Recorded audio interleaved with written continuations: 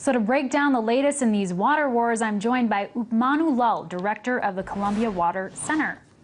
Thank you so much, Upmanu, for joining me. You know, in the story we just saw there, Florida is suing the state of Georgia because it's overusing its water resources. Are other U.S. states facing similar conflicts? Yeah, thank you, Amira. The water conflicts of this sort are actually not that uncommon. And if you look at the history of America, in the West, water wars were endemic, and then they were solved by developing compacts across states as to who gets what.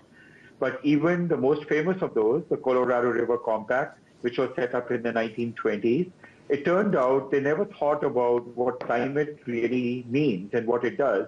So people today talk about climate change, but climate is continuously variable. And what that means is that you can have 10 or 12 years or 20 years that are relatively wet, and then the subsequent 10 or 12 or 20 years may be dry.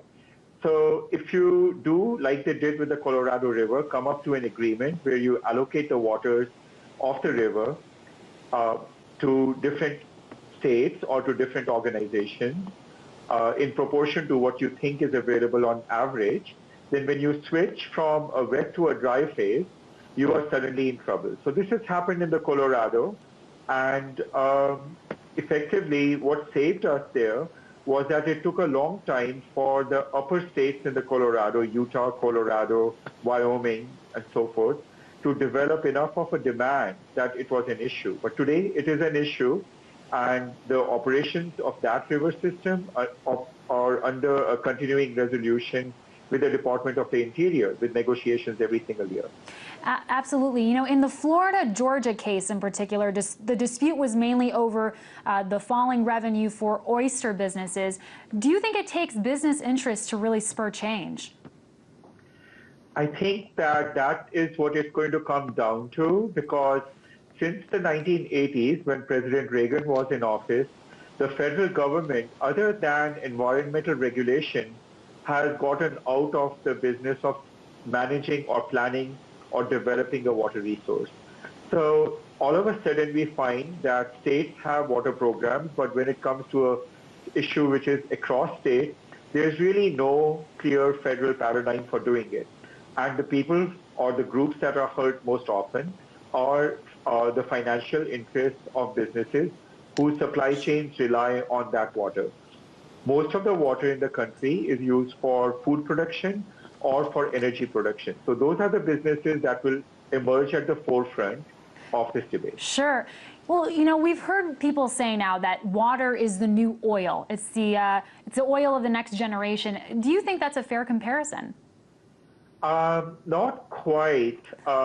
It's obviously very valuable. As a person who works on water, I love it when people try to extol the virtues of water and its value. But realistically, there's a few differences.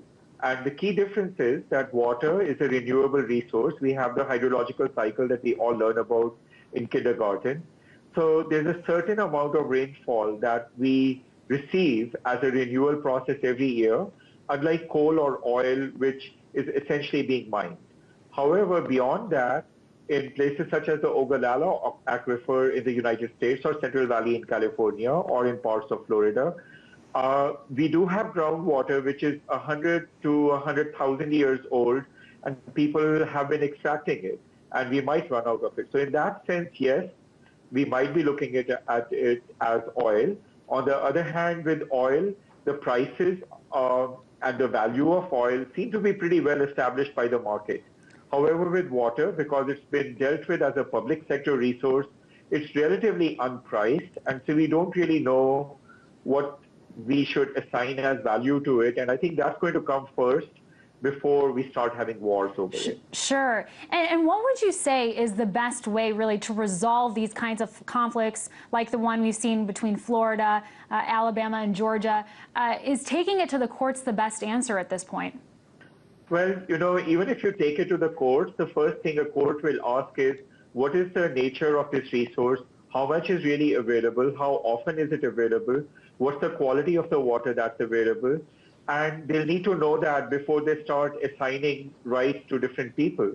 The problem we have is that we have not gone through that exercise systematically across the country, and we don't have a paradigm for how much value should we assign to the environment versus production of energy from water versus production of food versus providing water for drinking. Most people think that the main use of water is what they do use domestically, but that's actually a very small fraction of the overall use. So your question earlier about the business interest, I think that's what's going to come to the fore, and particularly in the Southwest. And actually, if you look at the political map of the United States, in much of the red states, that's where the water issues are going to emerge as paramount. So, Absolutely. I'm so sorry to cut in, but we've unfortunately run out of time. But I do appreciate you coming on. Upmanu Lal, Director of the Columbia Water Center. Thank you. Thank you, Amira.